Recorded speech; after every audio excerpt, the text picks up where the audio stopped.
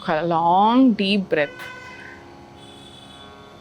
తీసుకున్నాక మనం హ్యాండ్స్ హిప్ని మనం అప్పర్ బాడీ చేసేటప్పుడు మన స్పైన్ అండ్ అబ్డామెన్ ఖచ్చితంగా వాడాల్సి వస్తుంది. సో దానికి కూడా కొంచెం హిప్ రొటేషన్ లాగా చేసుకొని రిలాక్స్డ్ సుఖాసనాల్లో కూర్చొని హ్యాండ్స్ ఇలా నీస్ పైన పెట్టి ప్రెస్ చేసి, ఎందుకంటే మనకి హిప్ ఇలా లేవడము ఆర్ నీ లేవడము కాకుండా ఇలా బౌండ్ అయి ఉంటుంది అనమాట. సో ఇలా కిందకి ప్రెస్ చేసుకొని ఉంచి స్పైన్ స్ట్రైట్ చేసుకొని నెక్ ఇలా మంచిగా ఓపెన్ చేసుకొని బాగా శ్వాస డీప్గా తీసుకొని స్లోగా ఎక్సేల్ చేస్తూ కిందకి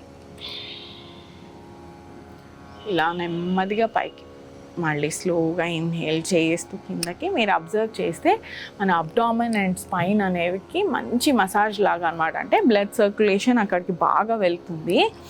దానివల్ల మీరు అబ్జర్వ్ చేసుకోవచ్చు స్ట్రెచ్ అనేది ఎక్కువసేపు హోల్డ్ చేసి ఉంచగలుగుతాం అన్నమాట. 3 ఒక 5 రౌండ్స్ అయినా సరే, 4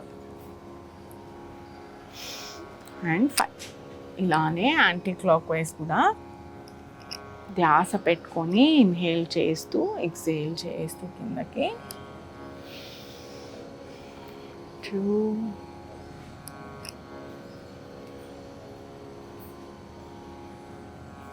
3 చాలా స్లోగా అండి. స్పైన్ అండ్ అబ్డామన్ దగ్గర ఎంత నెమ్మదిగా వీలైతే అంత నెమ్మదిగా చేస్తే మనకి స్ట్రెచ్లో మంచి రిజల్ట్స్ చూడగలుగుతాము. ఇది అయ్యాక ఒకసారి డీప్ బ్రీత్ తీసుకొని దృష్టి మనం ఆ బ్యాక్ పైన అండ్ స్టమక్ పైన పెట్టుకొని ఇప్పుడు మనం అప్పర్ బాడీకి ఏం చేయొచ్చు అనేవి చూద్దాం.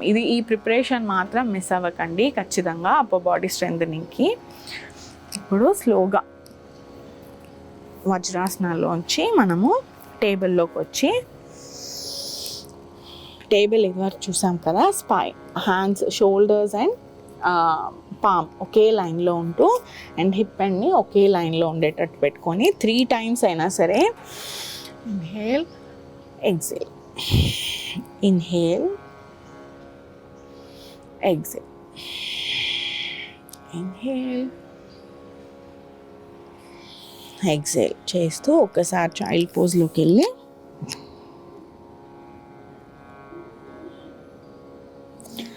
మళ్ళీ టేబుల్లోకి వచ్చి ఇప్పుడు అధోముఖ శ్వానాసన అండ్ ఊర్ధ్వముఖ శ్వానాసన అని చూద్దామంటే mountain pose and upward dog పైనకి వెళ్ళేది చూద్దాము. అది స్పైన్లో అండ్ అప్పర్ బాడీలో చాలా మంచి డీప్ స్ట్రెచ్ ఇస్తుంది.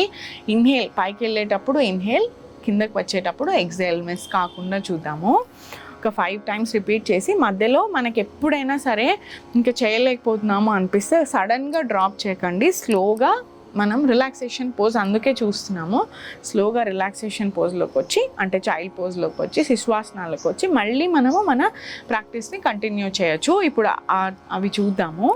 టేబుల్లోంచి ఇన్హేల్ చేసుకుంటూ స్లోగా ఇలా టోస్ రెడీ పెట్టుకొని మంచిగా ఇలా వచ్చి, ఇది మౌంటైన్ కదా, ఇన్హేల్ చేసి స్లోగా ఇలా పైకి టోస్ని పైకి.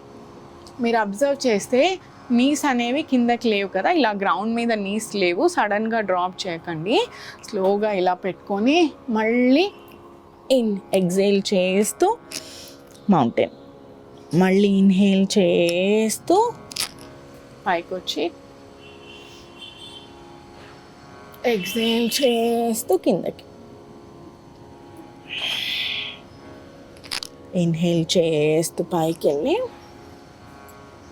ఇంకా మనం కొంచెం సేపు ఫీట్కి రెస్ట్ కావాలి అంటే అప్పుడు నీస్ ఇలా టేబుల్లోకి వచ్చి నీస్కి రెస్ట్ ఇచ్చి దెన్ చైల్డ్ పోజ్లో మాకు పొట్ట ఉంది వంగలేకపోతున్నాము అనేవాళ్ళు ఇలా పప్పీ పోజ్లో కూడా వెళ్ళచ్చు. హిప్స్ పైకి పెట్టుకొని హ్యాండ్ స్ట్రెచ్ చేసుకోవచ్చు.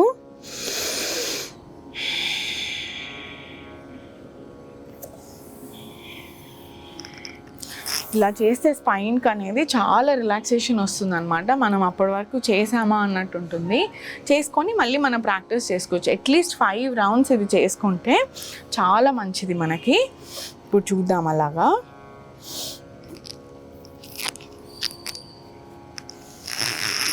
ఎగ్జేల్ చేస్తూ కిందకు వచ్చి మీరు అబ్జర్వ్ చేస్తే ఇది మౌంటైన్ కదా, మనం స్లోగా ఇలా లోపలికి తీసుకుంటున్నాం అప్పర్ బాడీని. తీసుకొని అప్పుడు ఫీట్ని ఇలా అలైన్ చేస్తూ ఎగ్జేల్ చేసి ఎంత వీలైతే అంత మెడ పైకెత్తి ఇన్హేల్ చేస్తూ మళ్ళీ స్లోగా 2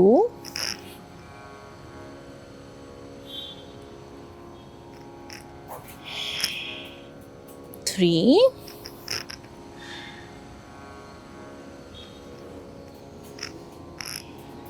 4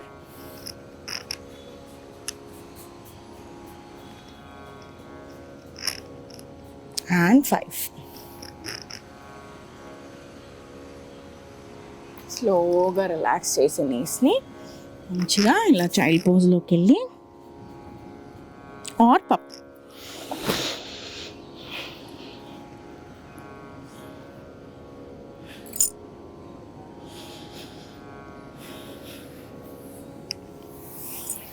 స్లోగా పైకి వచ్చి ఇలా డీప్ బ్రీత్ మాత్రం తీసుకోండి.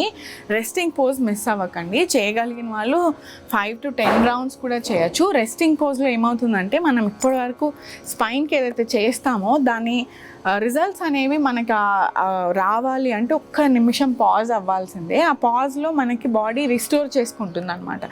ఏం చేసాము అనే స్ట్రెంగ్త్ని అది అబ్జార్బ్ చేసుకుంటుంది. సో అలా మనం ఆగి చేసుకోవచ్చు. అలానే ఇంకొక 2 చూద్దాము. Plank and forearm plank, పలకాసనాలో వేరియేషన్ చూద్దాము.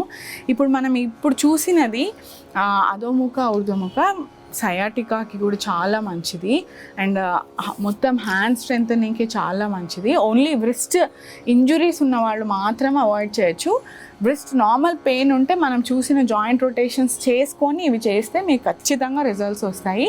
ఎక్కువసేపు డైరెక్ట్గా హోల్డ్ చేయకుండా ఒక 1 బ్రెత్కి తీసుకొని మళ్ళీ చైల్డ్లోకి వచ్చి మళ్ళీ చేసుకొని మళ్ళీ చేస్తే ఆటోమేటిక్గా మనం ఈ ఆసన అట్లీస్ట్ 5 to 10 రౌండ్స్ బ్రీతింగ్లో మనం హోల్డ్ చేయగలుగుతాము అండ్ దాంట్లో మనకి మ్యాక్సిమం ఇంపాక్ట్ తెలుస్తుంది. బట్ బిగినర్స్ మనం ఇప్పుడే స్టార్ట్ చేస్తున్నాము, మేము అంతసేపు హోల్డ్ చేయలేము, చేతులు నొప్పి వస్తున్నాయి, షోల్డర్స్ నొప్పి వస్తున్నాయి, బ్యాక్ నొప్పి వస్తుందంటే అందుకనే మనం చూసాము స్లోగా వెళ్ళి వెంటనే రిలాక్సేషన్లోకి వచ్చి 1 బ్రెత్ హోల్డ్ చేస్తే రోజు చేస్తూ ఉంటే ఆటోమేటిక్గా మీరు ఒక వారం రోజులకే కూడా మీరు డిఫరెన్స్ చూడగలుగుతారు. ఈజీగా 5 to 10 బ్రెత్స్ హోల్డ్ చేయగలుగుతారు.